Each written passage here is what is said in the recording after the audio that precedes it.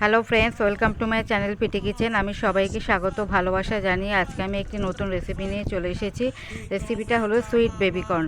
আশা করি আপনারা সবাই ভালো আছেন, আমিও খুব ভালো আছি। এই রেসিপিটা একটু নতুন ধরনের হবে। রেসিপিটা হলো সুইট বেবিকর্নের। এটি আমি বাজার থেকে কিন্তু কিনে আনিনি।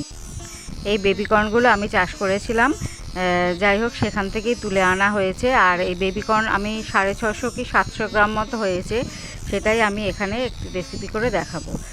প্রথমে আমি অল্প পরিমাণে 2 চামচ মতো তেল নিয়ে নিয়েছিলাম। অল্প এগুলোকে আমি তেলে ভেজে নেব, যাতে একটুখানি ভাজা ভাজা হয়। সেই ভাজা ভাজা হলে আমি এগুলোকে নামিয়ে নেব। মোটামুটি এগুলোকে আমি এখন ভাজছি ভালোভাবে। ভাজা হয়ে গেছে আমার, দেখুন একটুখানি বাদামি কালার চলে এসেছে। আমি এগুলোকে তুলে নেব। এগুলি তুলে নেওয়ার পরে আমি কড়াতে 2 চামচ মতো তেল দিয়ে দেবো। এখানে আমি রেসিপিটা করার জন্য ফোড়ন দিয়ে দিচ্ছি। ফোড়ন আমি 1 চামচ মতো জিরে ফোড়ন দিয়েছি, আর 2টো তেজপাতা চিড়ে দিয়ে দিয়েছি।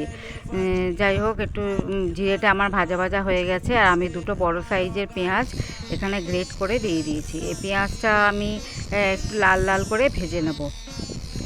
পেঁয়াজটা আমার লাল করে আমি ভেজে নেব। এবার মোটামুটি আমার লাল করে ভাজা হয়ে গেছে। ভাজার পরে আমি এবারে দিয়ে দিলাম হলুদ গুঁড়ো। এর মধ্যে আমি দিয়ে দিলাম ধনে গুঁড়ো, জিরে গুঁড়ো, সবই মোটামুটি আমি 1 চামচ 1.5 চামচের মধ্যে দিয়ে দিয়েছি। আর কাশ্মীরি লঙ্কাটা আমি দিয়ে দিয়েছি 1.5 চামচ। মোটামুটি একটু কালার আসতে হবে, ওই জন্যই আমি একটু কাশ্মীরি লঙ্কাটা বেশি পরিমাণেই দিয়েছি। এবার আমি দিয়ে দেবো আদা রসুনের পেস্ট। এই আদা রসুনের পেস্টটা দেওয়ার পরে আমি এবারে ভালোভাবে গ্রেভিটা নাড়াচাড়া করে নেব, যাতে নিচে না লেগে যায়। সেই জন্য আমি একটু ভালোভাবেই নাড়বো। আর এর মধ্যে আমি দিয়ে দিয়েছি টমেটো কুচি। মোটামুটি আমি 2টো মাঝারি সাইজে টমেটো কুচি দিয়েছি। আর আমি এখানে পরিমাণ মতো নুনটাও দিয়ে দিলাম। এবারে আমি ভালোভাবে নাড়তে থাকবো, নাড়তে নাড়তে। আর আমার ঘরে ছিল প্রিজার্ভ করা মটরশুঁটি, সেই মটরশুঁটিগুলো আমি এখানে দিয়ে দিয়েছি। মোটামুটি আমি এখন নাড়তে থাকবো। আর অল্প পরিমাণে আমি এখানে চিনি দিয়ে দিয়েছি, যেহেতু আমার টমেটোটা সেদ্ধ হয়ে গেছে। লাস্টে আমি দিয়ে দিলাম চিনি। চিনির পরে আমি একটু ধনেপাতা কুচি করে রেখে দিয়েছিলাম, সেই ধনেপাতা কুচিটাও আমি দিয়ে দিয়েছি। মোটামুটি আমার সব কিছুই সেদ্ধ হয়ে গেছে। এবারে আমি অল্প পরিমাণে এখন গ্রেভিটা করার জন্য জল দিয়ে দিলাম।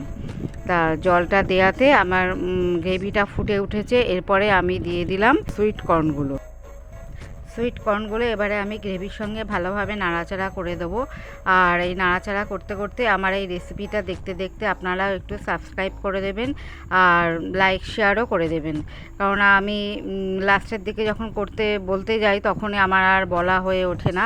সেই জন্য আমি এরই মাঝে বলে দিলাম, একটু দয়া করে সাবস্ক্রাইব করে দেবেন। মোটামুটি আমার পিস কর্ন তৈরি হয়ে গেছে। এবারে আমি এটাকে ভালোভাবে ফুটতে দেবো। আর একটুখানি জল মিশিয়ে দিলে ভালো হতো, যাই হোক জল দিয়ে দিয়েছি অল্প পরিমাণে। এটাকে আমি এখন ভালো করে চাপা দিয়ে ফুটতে দেবো। খানিকক্ষণ ফুটতে দেবো, প্রায় খানিকক্ষণ মানে 10-15 মিনিট এটাকে ফুটতে দেবো। যাই হোক 10-15 মিনিট পর আমি আবার ঢাকা খুলে দিয়েছি। দেখুন গ্রেভিটাও ভালো হয়ে গেছে। আমার পিসকর্নটা মোটামুটি রেডি হয়ে গেছে। এবারে আমি দিয়ে দেবো, আর একটু ধনেপাতা কুচি ছিল, সেই ধনেপাতা কুচিগুলো আমি একসঙ্গে অ্যাড করে দিলাম। কত সুন্দর লাগছে দেখুন। এইভাবেই আপনারাও তৈরি করে খাবেন।